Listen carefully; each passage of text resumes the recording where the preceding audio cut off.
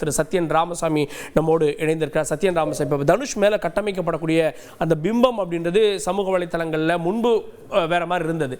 இப்போது இந்த ஒரு கடிதத்தின் மூலமாக ஒட்டுமொத்தமாக அவருடைய பிம்பம் உடைந்து விட்டதா பார்க்கலையா? அதாவது தனுஷை பொறுத்த வரைக்கும் எப்படின்னா, அவர் ஒரு விமர்சனங்களுக்கு எப்பயுமே ரெண்டாவது அதுக்கு பதில் கொடுத்துட்டு உட்கார்ந்தது இல்லை பெரிய லெவல். சோ அதனால எல்லாருமே பயன்படுத்திக்கிறாங்க. ஏதாவது சொல்லணும் அவர்கிட்ட அவர் மேல ஒரு இம்ப்ரெஷன் கிரியேட் பண்ணது ரொம்ப நாளாக வேற தலைவர்கள் வேற ஏதாவது பண்ணிட்டே இருக்காங்க. எந்த ஒரு தவறான திருமணம் நடந்தாலும் ஒரு கல்யாணம் சம்பந்தப்பட்ட சர்ச்சையோ இல்ல ஒரு ரெண்டு பேர் இணைகிறாங்க ஒரு பிரிகிறாங்க எதான் தனுஷ் தனுஷ் அவருடைய முன்னேற்றருடைய வாழ்க்கையில அவர் எந்த இடத்துல அச்சு பண்ணணுமோ அவர் அந்த கோலத்தை போட்டுக்கிறாரு. அவர் எந்த ஒரு டைவர்ஷனும் இல்லாம போற ஒரு மனிதர். அவர் ரொம்ப டார்ச்சரா நடந்துட்டு. இப்போ நீங்க நயன்தாரா எனக்கு ஒரு பண்ண மாட்டாரு அப்படின்னு சொல்லி இந்த மாதிரி கேடன் ஃப்ரூட் வார்த்தை யூஸ் பண்றாங்க. ஜெர்மானிய வார்த்தை யூஸ் சொல்றாங்க அப்படின்னா அடுத்தவங்க கஷ்டத்துல சந்தோஷப்படுறாரு அப்படின்னு. அதாவது கம்ப்ளீட்டா பார்த்து அப்படின்னா இவரை இவருடைய பண்ணுது. அந்த அவங்க ஆரம்பிக்கும் போது என்ன ஆரம்பிக்கிறாங்க, இவர் நெப்போ கிட்ட ஆரம்பிக்கிறாங்க. இவர் ஒரு நெப்போ கிட்ட இவர் பிரதர் ஆஃப் சன் ஆஃப் அப்படின்னு ஆரம்பிக்கும் பொழுதே தெரியுது இந்த லெட்டருடைய நோக்கமே தனுஷை அதாவது ஒரு கேவலப்படுத்தணும், இன்சல்ட் பண்ணணும், அவரை ஒரு கேரக்டர் அசாசினேஷன் பண்ணணும் அப்படின்ற நோக்கம் தான் அது. ரெண்டாவது பாத்தீங்கன்னா சார், நீங்க நானும் ரவுடி தான் யாரும் அதிகமா ஹர்ட் பண்ணிச்சு. படம் நல்ல படம், வெற்றியான படம் தான், ஃபேன்ஸ் எல்லாத்தையும் சந்தோஷப்படுது. நயன்தாராவுக்கு இன்னைக்கு அவங்க லேடி சூப்பர் ஸ்டார் அவங்களே கிளைம் பண்ணிக்கிறாங்க இல்லையா, அந்த அந்தஸ்தை கொடுத்த படமே அந்த படம் தான். அதெல்லாம் ஒரு வகையில இருந்தாலும் அதுல காயப்பட்டவர் தனுஷ் தான். அந்த காயத்துக்கு இவங்க ஏதாவது மருந்து போட்டாங்களான்னு இல்ல, மேலையும் என்ன சொல்றது அந்த புண்ணு பெருசுதான் பண்ணாங்களே ஒழிய. எப்படின்னா நீங்க பாத்தீங்கன்னா அந்த படம் ஏறக்குறைய 6 கோடி அந்த மாதிரி பட்ஜெட் பேசி போன படம் 16 கோடி வரைக்கும் ஆச்சு. அது காரணம் முழுக்க முழுக்க விக்னேஷ் சிவனும் நயன்தாராவும் தான். அந்த படத்துக்கு பாடல் எழுதி கொடுக்கறதுக்கே ரொம்ப நாள் ஆக்கியிருக்கிறாரு. அந்த படம் நல்லா வருதுன்னு தனுஷை அதாவது நம்ம வச்சு கன்வின்ஸ் பண்ணிருக்காங்க. கடைசியில பாத்தீங்கன்னா படம் அவரால் விற்க முடியல. அந்த ஏன்னா அப்ப இவருக்கு பாத்தீங்க அப்படின்னா விஜய் சேதுபதிக்கு படங்கள்லாம் பெருசா போகல, அந்த டைம்ல போகல அப்படின்றதுனால அந்த படத்தை பெருசா விற்க முடியல. டைரக்டரும் ஏறக்குறைய பாத்தீங்க அப்படின்னா பெருசா படம் பண்ணதுல போடாப்படி மட்டும் தான் பண்ணிருக்காருன்றதுனால அந்த படத்தை பெருசா விற்க முடியாதனால லாஸ்ட்ல தான் அந்த வெஞ்சரே வந்துச்சு. சரி, டேபிள் ப்ராஃபிட் ஈஸியா பண்ணலாம். ஒரு நயன்தாரா ஒரு விஜய் சேதுபதி அப்ப தனுஷ் ப்ரொடியூஸ் பண்றாரு அப்படிங்கும் போது ஆட்டோமேட்டிக்கா டேபிள் ப்ராஃபிட் பண்ணலாம். ஆனா டேபிள் ப்ராஃபிட் பண்ண முடியாத ஒரு படமா கிட்டத்தட்ட 6 கோடி பட்ஜெட், ஆனா 6 கோடி டெபிசிட்ல தான் அந்த படத்தை வெளியில வித்தாரு. இதுதான் நானும் அதனாலதான் அந்த படத்தை பார்த்துட்டு பிரீமியரை பார்த்துட்டு இந்த படம் போகுமா போகலன்னு எனக்கு தெரியல அப்படின்னு சொல்லி நான் பயமா இருக்கு எனக்கு அப்படின்ற மாதிரி தனுஷ் அதை தெரியப்படுத்திருக்கிறாரு. அதை கூட சைமால கிண்டல் பண்ணாங்க. யாரு நயன்தாரா மேல ஏறி என்ன சொல்றாங்க அப்படின்னா, இந்த படத்துல என்னுடைய பெர்ஃபார்மன்ஸ் தனுஷுக்கு பிடிக்கவே இல்லை, ஆனா நாங்க ஜெயிச்சிட்டோம் பாத்தீங்கன்னா அப்படின்னு சொல்லி ரொம்ப சிலாய்ச்சி பேசினாங்க. பட் ஆனா படத்தை தனுஷ் விற்கும் பொழுது அவரு நெகட்டிவ்ல தான் வித்தாரு.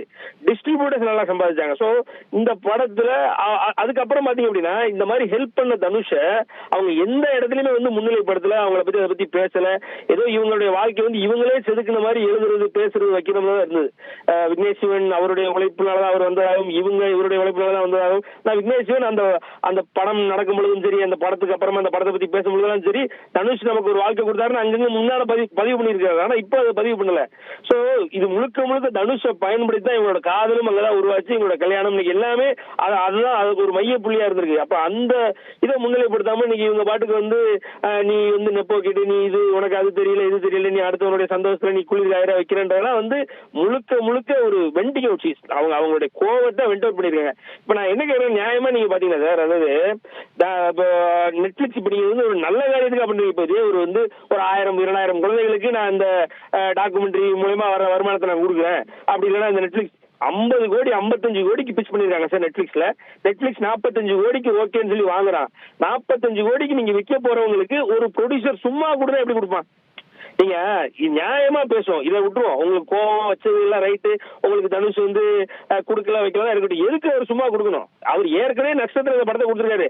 அந்த படத்தினுடைய பாடல் தான் சார் நெட்ஃபிளிக்ஸுக்கு தேவையே சார். ஒரு சில படங்கள் இப்ப லால் சலாம்ல பாத்தீங்க அப்படின்னா எக்ஸ்டெண்டட் ஃபுட்டேஜ் கொடுக்குறேன்னு கன்ஃபார்ம் பண்ணதுனாலதான் அந்த படத்தை வாங்குறான். அதாவது ஓடிடி தளத்துல எல்லாம் பாத்தீங்க அப்படின்னா அவங்களுக்கு ஒரு கேள்வி இருக்கும் எப்பவுமே. அதாவது சாதாரணமா மக்கள் படத்துடைய ஒரிஜினலா இருக்கக்கூடிய கண்டென்ட் அவங்க இப்ப யூஸ் பண்ணல, முன்னாடி யூஸ் பண்ணிருக்காங்க. அதுல அவங்க மொபைல்ல எடுத்த அந்த காட்சிகளை இன்னும் சொல்லணும்னா விக்னேஷ் சிவன் அதை போட்டிருக்காரு. இவங்க 2 பேரும் அந்த சீனுக்கு முன்னாடி டிஸ்கஸ் பண்ணிட்டு இருக்காங்க கடற்கரையில்.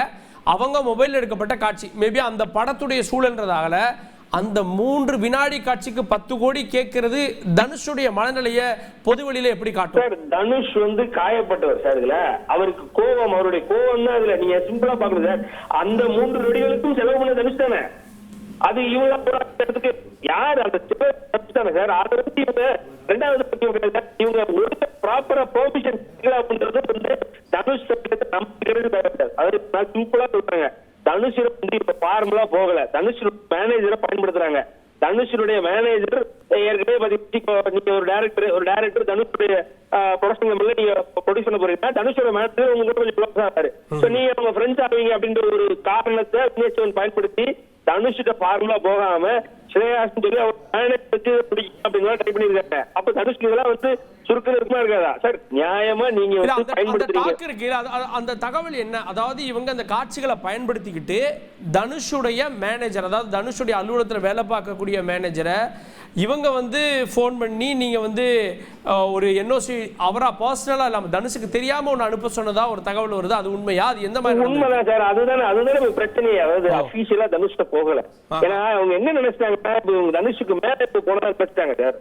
தனுஷுக்கு மேல போனதா நினைச்சிட்டாங்க. ஏதோ நம்ம தனுஷ் பேச்சு இல்ல ஒரு படத்தை ப்ரொடியூஸ் பண்ற சார். இப்ப ஒரு ப்ரொடக்ஷன் கம்பெனி வச்சிருக்காங்க, நயன்தாராவும் அப்டேஷனும் ஒரு ப்ரொடக்ஷன் கம்பெனி வச்சிருக்காங்க. அது பேரே ரவுடி பிக்சர்ஸ் தான். அது எது ரவுடி பிக்சர்ஸ் வருது? நானும் ரவுடி தான் இவங்களுக்கு வந்து பிள்ளையார் சொல்லியே சார். எந்த ஆப்டரே வந்து அந்த டியூ இங்க இமோஷன்ஸ் தான் சார் மேட்டர்ஸ். இப்போ அவங்களுக்கு பணம் பெருசு, இந்த 10 கோடி 2 கோடி 3 கோடி தான் வச்சு அவங்க என்ன பண்ணிடுவாங்க? இதெல்லாம் அவங்க இல்லையா என்ன? எனக்கு நீ மரியாதை கொடுக்கல, இங்க ஈகோ எமோஷன்ஸ். 2வது பாத்தீங்கன்னா அந்த ஹைரார்கி அதான் மேட்டர். உங்களுக்கு முன்னாடி ஒரு சீனியர் இங்கிலீஷ் படங்கள், தெலுங்கு படங்கள், ஹாலிவுட் பிலிம்ஸ், ஹிந்தி பிலிம்ஸ் அங்கெல்லாம் போய் 100 கோடி எல்லாம் கலெக்ட் பண்ணிட்டு வந்த ஒரு நபர் உங்களுக்குன்னு இறங்கி வந்து ப்ரொடியூஸ் பண்றாரு. அப்படிங்கும் பொழுது நீங்க அவருக்கான உரிய மரியாதையை கொடுக்காம நான் இன்னைக்கு லேடி சூப்பர் ஸ்டார் அப்படின்னு ஒரு 4-5 பிராண்ட கையில வச்சிருக்காங்க. அவங்க இப்ப பாத்தீங்க அப்படின்னா அவங்களே ஸ்கின் கம்பெனி 9 ஸ்கின் வச்சிருக்காங்க, அப்புறம் ஃபெமி 9 வச்சிருக்காங்க. அவங்க வந்து பியூர்லி இன்டு பிசினஸ் மைண்ட் செட்ல போயிட்டாங்க சார். அது ஒண்ணு இல்ல, சிம்பிள். நீங்க ஒரு கேள்வி வருது, 55 கோடி வாங்கிட்டு 10 கோடி தர மாட்டீங்களா அப்படின்ற அளவுக்கு ஒரு பிசினஸ் அண்டியான கேள்வியை முன் வச்சிருக்கீங்க. எனக்கு பணம் வராம கொடுக்கணும்னு நினைக்கிறது உங்களுக்கு என்ன அநியாயமா இருக்குல்ல? நீங்க கொடுத்துட்டு வாங்கிட்டு போயிட வேண்டியது சார். கூப்பிட்டு வச்சு மேனேஜர் 2 மேனேஜர் உட்காந்து சொல்லி எவ்வளவு அமௌண்ட் கொடுத்துட்டு வாங்கிட்டு போயிருங்க. ஓகே ஓகே ஓகே சத்யநாராயணசாமி, இணைந்து உங்களுடைய பார்வைகளை பதிவு செய்ததற்கு நன்றி. செய்திகளை உடனுக்குடன் தெரிந்து கொள்ள உடனே சப்ஸ்கிரைப் பண்ணுங்க.